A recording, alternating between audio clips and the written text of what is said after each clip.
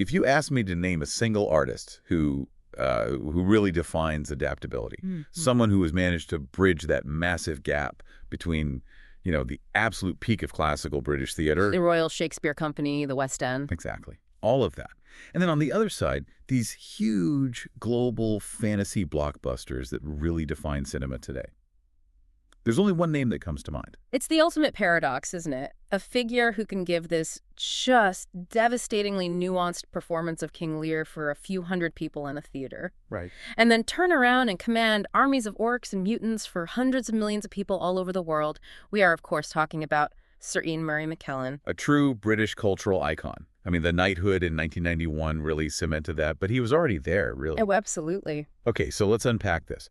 We've done a huge amount of work here, compiling, a colossal stack of sources. Yeah. Biographical material that details the entire arc of his life, his career, which spans decades, that dizzying list of awards, and this is crucial, his incredibly influential activism. And our mission for this deep dive is to really get under the hood of that adaptability, that intellectual curiosity. We want to find the through lines, the connections that maybe aren't so obvious. The surprising ones. The surprising ones, yeah. The ones that connect the stage veteran who was, deep in Elizabethan text with the activist who co-founded Stonewall and the global superstar that we all know as Gandalf. Or Magneto. And what hits you right away, I mean, the core takeaway, before we even get into the weeds, is just the sheer longevity and the breadth of this career. It's unbelievable. The man has been professionally active from 1958 right up to today. And he's not just, been active. He's been dominating. You look at the awards, the hardware, and this tells a story of consistent critical acclaim across every single medium. He's got the Triple Crown of British Theatre's 6 Olivier Awards. 6, plus a Tony for his work on Broadway, then a Golden Globe, and nominations for 2 Academy Awards, 5 BAFTAs, 5 Emmys. It's staggering. It means he has maintained this creative vitality and relevance for more than 6 decades. That's a monumental feat. It really is. So you have to ask, where does that all begin? That's the question. And to answer it, we have to start at the very beginning. Yeah. We have to go back to wartime Britain. Ian McKellen was born in Burnley, Lancashire in May of 1939. And that timing is it's so significant because that's 4 months before the Second World War officially begins in September. Right. And you can see the immediate impact of that in the sources. His family had to relocate to Wigan pretty much right away because of the war. And that experience, growing up during the Blitz, living in this environment that's just saturated with threat, it leaves a psychological mark. You can see it reflected in his composure decades later. Yeah, you hear a lot of people talk about their childhoods, but his wasn't defined by, normal life. It was defined by anxiety and danger. He said it himself. He noted that it was only after peace was declared that he even realized that living through a war wasn't, the norm for humanity. And that resilience, that kind of deep stoicism, it really comes to the surface in this powerful anecdote about the 9/11 attacks. Right. In 2001, when everyone around him was in chaos, panicking, he was remarkably calm. And his explanation for it just sums up his entire childhood. He apparently said, "Well, darling, you forget. I slept under a steel plate until I was 4 years old." Wow. I mean, it just tells you everything, doesn't it? Yeah. If you can survive the Blitz as a toddler, you can probably navigate just about anything. It gives him this psychological toughness that you see later in his art and his politics. That's a fascinating foundation to build on. And then you look at his family influences. And his upbringing was steeped in this very specific kind of non-Orthodox Christian environment. His father was a civil engineer, but also a lay preacher. And it ran deep in the family. Both of his grandfathers were preachers as well. So he's surrounded by these men who are schooled public speakers, who are comfortable in front of a crowd, and who are focused on ethics and morality. It was less about strict dogma. Right. It was more about the ethos of, as he put it, behaving in a Christian manner to everybody you met. That was the goal. And you can draw a straight line from that focus on ethical treatment, on social justice, to his activism later in life. No question. And then you add in the loss he experienced. His mother died of breast cancer when he was only 12, and then his father passed away when Ian was just 25. That has to amplify that sense of moral direction. And that sense of social advocacy, it's almost militant, and it's literally in his family tree. Which brings us to one of the most surprising and honestly delightful facts in this entire deep dive. I love this one. The unsung hero of the modern weekend. Robert J. Lowes, McKellen's great-great-grandfather. He wasn't just some ancestor. He was a dedicated activist in Manchester, and he successfully campaigned for the Saturday half-holiday for workers. Which means he's literally one of the grandfathers of the modern weekend. It's incredible. The man who would later dedicate his life to fighting for LGBT rights comes from a direct line of advocates fighting for the common good. Advocacy is practically an inherited trait in his family. I wonder if that environment of ethical communication, the preaching, the advocacy, if that also helped fuel his main passion, which very quickly became the theater. His parents were certainly supportive. They took him to see Peter Pan at the Manchester Opera House when he was just 3 years old. Just 3. And that spark, it wasn't just a fleeting thing. It became real. For Christmas, when he was 9, he got this incredible fold-away Victorian theater. From Pollock's Toy Theaters. And the set came with cardboard scenery for 2 specific plays, Cinderella. Right, the big popular spectacle. And notably, Laurence Olivier's version of Shakespeare's Hamlet. The foreshadowing is just perfect, isn't it? Yeah. He literally got, as a toy, the 2 worlds he would go on to conquer. The popular and the classical. The path was right there. And we can't forget his older sister, Jean, in all this. She was his guide. She took him to his very first Shakespeare play, Twelfth Night. And she was an amateur actor and director herself. She even played Bottom in A Midsummer Night's Dream. So that connection to the world of performance was immediate, it was familial, he wasn't trying to break into some alien world, it felt like home. And that passion carried him straight to one of the most prestigious universities in the world. In 1958, he gets a scholarship to the University of Cambridge to study English literature. And this period is just... it's so crucial, not just for his academic life, but for his acting. He threw himself into the Marlowe Society. And we should clarify, the Marlowe Society wasn't your average university drama club. This was a powerhouse, a feeder for the highest levels of British theater. Oh, absolutely. And McKellen was, well, he was prolific. He was in an astonishing 23 plays in his 3 years there. He was just constantly acting, constantly honing his craft. Which is why he basically emerged from Cambridge as a fully formed professional. Some of those performances are now legendary in theater circles. His Justice Shallow in Henry IV, for instance. And you have to look at who he was on stage with. Lifelong collaborators. Yeah. People like Trevor Nunn and Derek Jacobi. And he was already being directed by huge figures like Peter Hall and John Barton. These were titans of the British stage. So it wasn't really an education in the normal sense. It was more like an apprenticeship among masters. It set an incredibly high bar for him, and it gave him his network in the classical theater world before he even had his degree. So he leaves Cambridge, having already done this sort of unofficial, high-level stage apprenticeship, and his professional career just takes off immediately. It's a rapid launch. His debut is in 1961 at the Belgrade Theatre in Coventry. He's playing Roper in Robert Bolt's A Man for All Seasons. Which is a powerful start, a play about moral principle, political defiance. Yeah. It ties right back to his family roots, doesn't it? It really does. And after 4 years of cutting his teeth in regional repertory theaters, which is, the absolute bedrock training for any serious British actor, he makes his West End debut. 1965. Yeah. In a play called A Scent of Flowers. And that was enough. That debut catapulted him right into the major leagues. He joins the National Theatre Company that same year, 1965, which at the time was being led by the towering figure of Laurence Olivier himself. At the Old Vic, no less. To go from regional theater to Olivier's company in just 4 years. It just shows the kind of respect he commanded right out of the gate. But the moment that really marked him, the moment that showed he was a real force to be reckoned with, that came a few years later, Edinburgh Festival, 1969. With the Prospect Theatre Company. This is where he takes on this enormous dual challenge. Shakespeare's Richard II and Christopher Marlowe's Edward II. And this is where we start to see that political side, that advocacy instinct, really manifest in his art. The sources talk a lot about the controversy sparked by Edward II. It's biblically, yeah. Its depiction of the homosexual king's really lurid death. Precisely. This wasn't just a successful play, it was provocative. He was pushing buttons, challenging the conservative sensibilities of the time by presenting this complex, controversial material about sexuality. Long before he ever came out publicly. Years before, it showed he had no interest in being some safe, conventional leading man. He was willing to be dangerous. And that willingness, that became a hallmark of his entire career, both artistic and political. And that early taste of controversy really set the tone for his dominance through the 70s and 80s. He became this undisputed stalwart of both the Royal Shakespeare Company, the RSC, and the Royal National Theatre. He just cycled through all the great Shakespearean roles: Romeo, King Lear, King John. And to really get a sense of this era, you have to look at the landmark productions, like take his Macbeth in 1976. The reviews for that were just incredible, gripping, out of the ordinary. He was starring opposite Judi Dench, and their chemistry was apparently explosive. And the production wasn't just about a straightforward villain.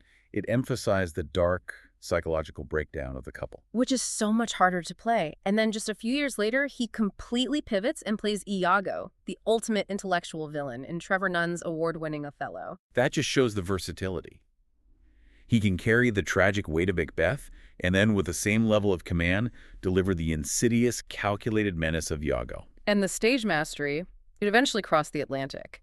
In 1979, he had this massive Broadway triumph when Peter Shaffer's play Amadeus transferred from the National Theatre. He took over the role of Antonio Salieri, the envious court composer, from Paul Scofield. And the cast of that Broadway production was stacked. Tim Curry was Mozart, Jane Seymour was also in it.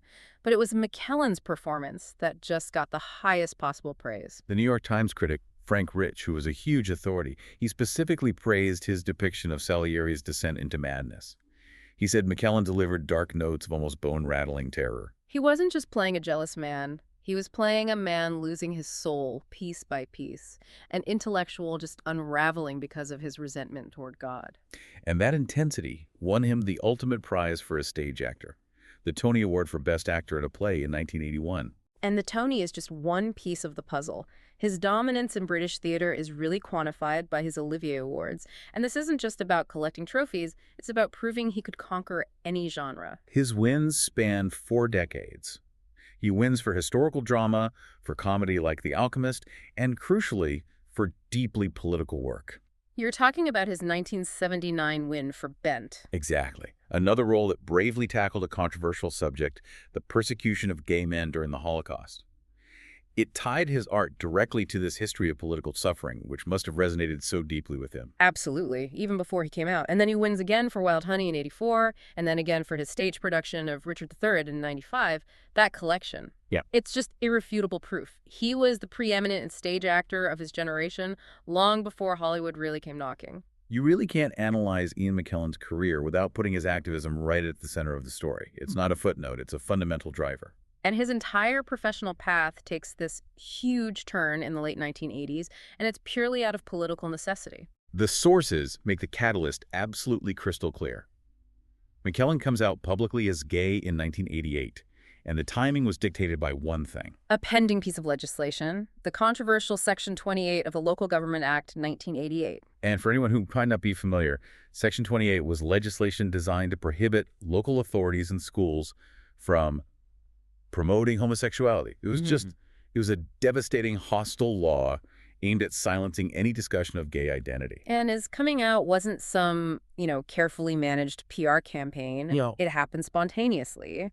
He was on a BBC radio program, Third Year, debating the issue with a conservative journalist. It was just this moment of immediate on-air political defiance. Yeah. And it changed his life. That defiance was then immediately channeled into organized political action. He co-founded Stonewall, which is now one of the UK's most important LGBT rights groups, and it was strategically named after the Stonewall riots in the US. And what's so fascinating is how his status as this revered, high art Shakespearean actor gave instant weight and visibility to the cause. He brought political lobbying into the Gentlemen's Clubs of Westminster. There's this amazing anecdote that just perfectly illustrates that collision of his artistic gentility and his raw political anger. Right. While he was lobbying against Section 28, he runs into Michael Howard, who was the Environment Secretary at the time. And Howard, after refusing to budge on the law, then has the nerve to ask McKellen for an autograph for his children. Unbelievable. The story goes that McKellen takes the paper, but the inscription he writes is famously short and to the point. Fuck off, I'm gay. It's incredible. It just encapsulates how he used his status to confront that institutional hypocrisy head on.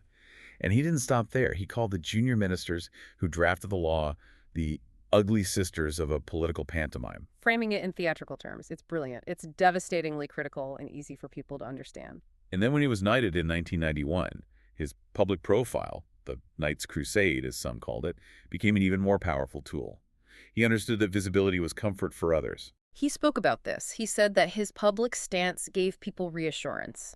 If Ian McKellen was on board for this, perhaps it would be all right for other people to be as well. And of course, the knighthood gave him that fantastic, affectionate nickname from Stephen Fry, Serena. He even brought this whole journey back to the stage, which is the ultimate McKellen move.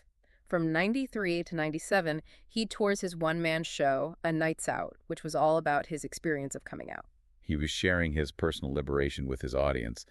Now, all of this activism coincides perfectly with the moment his career pivots and film finally starts to take hold. Right. He had a few earlier film credits, but wider international recognition didn't really happen until the early 90s. And you see this immediate synergy between his political focus and his film roles. He's not just taking any part. He's in 6 Degrees of Separation in 93, and that same year he gets an Emmy nomination for the HBO film, And the Band Played On, where he played the real-life AIDS activist Bill Krause. So in the same year, he's touring his show about being a gay political figure. He's getting Emmy nominated for playing a hero of the AIDS crisis. The lines between the man and the mission were just blurring beautifully. But the film that was the ultimate bridge, the one that showed Hollywood he could translate that classical stage power to the screen, was the 1995 adaptation of Richard III. And he didn't just star in it. He co-wrote the screenplay, his debut, brilliantly reimagining the play in a 1930s fascist setting. And that cast, Annette Bening, Robert Downey Jr., Jim Broadbent, Maggie Smith, it just speaks to the level of respect he commanded. But the story that really cements the legacy of this film is his personal dedication to it. As an executive producer, he literally returned his own fee, £50,000, so the production could afford to finish filming the final battle sequences. It wasn't about the money. It was about making sure the artistic vision was fully realized on screen. And that sacrifice paid off. Critics were stunned. Roger Ebert praised his deep sympathy for the playwright, noting the unique, self-aware evil he brought to the character. He got a BAFTA nomination, a Golden Globe nomination, and the screenplay was nominated for a BAFTA too. It was the moment he proved that the Shakespearean actor couldn't just perform on screen, but could command the medium, the perfect launchpad into global stardom. So the stage was set, the reputation was built, and as the millennium turned, McKellen launches into what we're calling the dual franchise launch. Around 1999, he accepts these 2 pivotal roles that would just cement his face, his voice, his persona into global pop culture forever. It is truly unprecedented. He's cast as Magneto, the master of magnetism, and this deeply cynical villain in Bryan Singer's X-Men films, starting in 2000. And at almost the exact same time, he's cast as the wise, powerful, benevolent wizard Gandalf in Peter Jackson's massive Lord of the Rings trilogy. And the really revolutionary thing is the sheer duality of those 2 characters. Magneto operates on cynicism, on vengeance, on this profound sense of persecution. Which, given his history with Section 28, must have resonated with him on some level. Oh, absolutely. Magneto is this metaphor for the persecuted outsider. And then Gandalf is the complete opposite. He's the guiding moral center, the personification of wisdom and hope. They are 2 sides of the same fantasy coin, and he mastered both of them at the same time. And just imagine the artistic and technical challenge of filming those back-to-back. 2 completely different worlds, 2 completely different acting styles. He talked about this a lot. Gandalf, especially because of all the forced perspective filming in New Zealand, often required him to rely heavily on his stage training. He had to maintain this huge presence, a commanding voice, and this deep emotional connection, while often acting opposite tennis balls on sticks or tiny scale doubles. So he's essentially translating the rigor of commanding a stage at the RSC to the technical complexity of a green screen in Wellington. It was a triumph of classical technique over digital tech. Meanwhile, Magneto needed this completely different internalized menace, much less grand, more about cold calculation and intense close-ups. It was a masterclass in switching modes, and it paid off. He got his Wizard's honors. He won the Screen Actors Guild Award for Best Supporting Actor for Fellowship of the Ring. And critically, an Academy Award nomination for the role. And of course, he'd return as Gandalf for the Hobbit trilogy later on. Speaking of X-Men, we have to talk about the brilliant story involving his great friend and collaborator, Patrick Stewart, who plays Professor X. Right. So when Stewart took the role of Captain Jean-Luc Picard in Star Trek, The Next Generation, McKellen was not a fan, Not at all. He told him not to throw away his respected theatrical career to work in television. which is just a wonderful piece of irony given that McKellen himself then becomes Magneto, the co-lead of this massive film franchise. He later admitted that Stewart had been completely prudent. Of course. And that shared history makes their later collaborations even better. Their joint stage work is legendary. It proves that all that global fame didn't change their commitment to rigorous theater. In 2013, they brought a double bill of Waiting for Godot and Harold Pinter's No Man's Land to Broadway. And the critics went wild for it. They were praised for finding plenty of consoling comedy in two masterpieces of existential despair. It proved that even after conquering Middle-earth and Mutantkind, they were still fundamentally driven by challenging texts. We also have to talk about his incredible partnership with the director Bill Condon, which gave us some of McKellen's most critically acclaimed roles outside of the big franchises. It started with Gods and Monsters in 1998. McKellen played the real-life film director James Whale, who directed Frankenstein. It was this quiet, heartbreaking, deeply personal portrayal of a gay artist looking back on his life. That role got him his first Oscar nomination for Best Actor. Then they reunited almost 2 decades later for Mr. Holmes in 2015, which was another tour de force. In that, he plays Sherlock Holmes at age 93, struggling not with an external mystery, but with his own failing memory. It's this complex, poignant portrayal of an intellectual giant being diminished by age. Rolling Stone said what he did with Holmes was nothing short of magnificent. It showed that even in his mid-70s, he was still taking on these deeply vulnerable roles, not just coasting on his Gandalf fame. And then, in a much lighter collaboration with Condon, he was the voice of the clock, Cogsworth, in the live-action Beauty and the Beast. So in 4 films with one director, he plays a tragic artist, an elderly genius, a cynical supervillain, and a charming clock. That's breathtaking range. And he expanded his TV work, too. From 2013 to 2016, he co-starred in the sitcom Vicious with his old Cambridge colleague Derek Jacobi. It was a very traditional sitcom about an elderly gay couple. The original title was Almost Vicious Old Queens. It was filled with these hilarious meta-jokes. His character was described as a relatively unsuccessful character actor who stole a tux after a guest spot on Downton Abbey. It was genius, just playing against his own revered status, and it proved his comic timing was just as sharp as his dramatic presence. He also had that great guest role as himself in Ricky Gervais's Extras, got an Emmy nod for that, and fulfilled a lifelong dream with a cameo in Coronation Street. That Coronation Street cameo must have been huge for him. For his 76th birthday, he was actually gifted a cobble from the set. Which is the ultimate sign of British affection. But his dedication to the stage never, ever wavered. He returned to his classical roots, playing King Lear in 2017 and 18, a role he thought would be his last big Shakespearean part. He still demands that challenge, but the challenge brought risk. His most recent stage show, Player Kings, which is an adaptation of Henry IV, it made headlines globally. For a very concerning incident in June 2024. He was playing Falstaff, a very physical role, and during a fight scene, he fell off the front of the stage. Thankfully, he was reported to be in good spirits, but the injuries meant he had to pull out of the rest of the tour dates on medical advice. It's a reminder that even for him, the physical demands of classical theater are immense. And yet, the film work is far from over. He's already set to come back as Magneto in the upcoming Avengers, Doomsday in 2026. The longevity is just astounding. So let's shift a bit to the man behind all these roles. The sources give us some really crucial details about McKellen's personal life, his relationships, his core beliefs that, inform that public persona. Before he publicly came out in '88, he had 2 significant long-term relationships. The first was with Brian Taylor, a history teacher, from 1964 to 1972. And later he was with the director and playwright Sean Matthias from 1978 to 1988. The sources describe that relationship as being quite tempestuous. Right, there were conflicts that apparently came from the imbalance in their professional success at the time, with McKellen being the bigger star. What's important to note, though, is that even after the romantic relationship ended, they stayed close friends and professional partners. Which says a lot about him. They even bought the lease of the Grapes pub in Limehouse together, which is where McKellen has lived for over 25 years. In terms of his philosophy, he identifies as an atheist. Which is a notable shift, isn't it, given that he grew up surrounded by preachers? It is, yeah.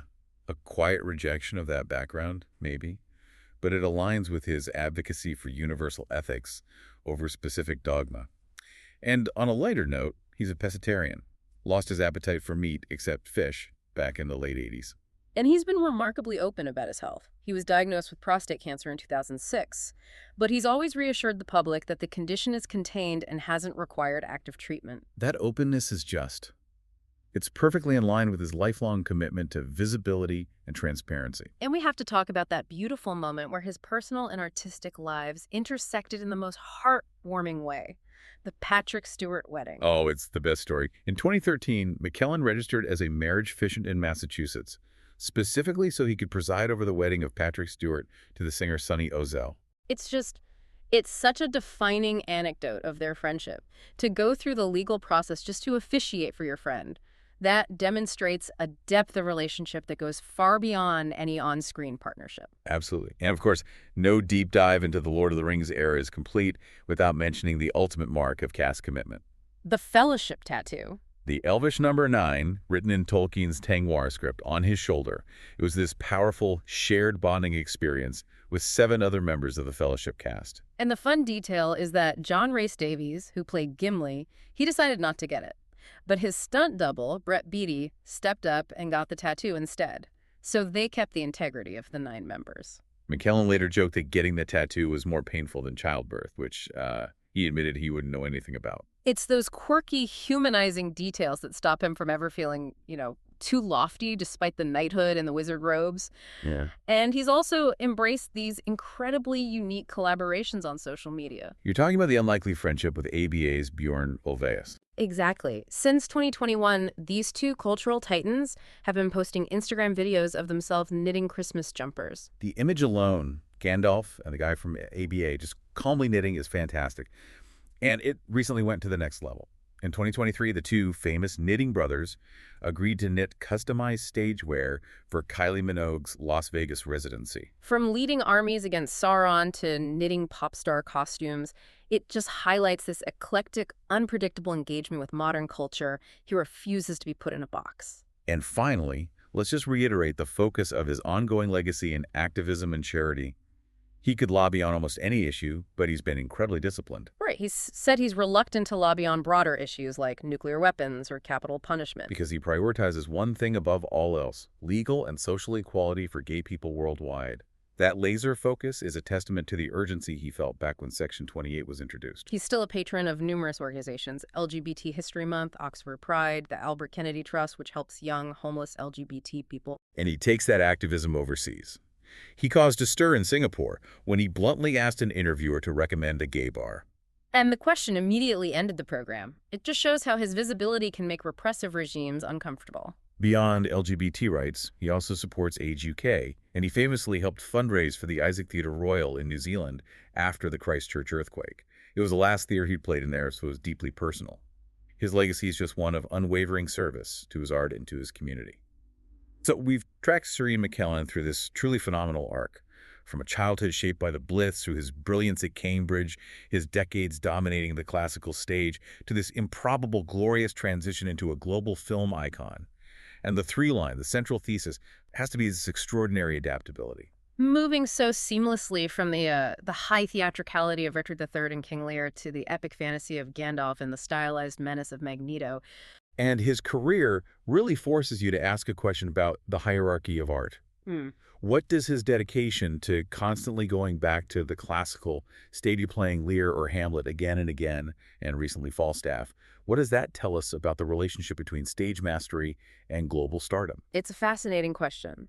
Does that classical training fuel the iconic characters?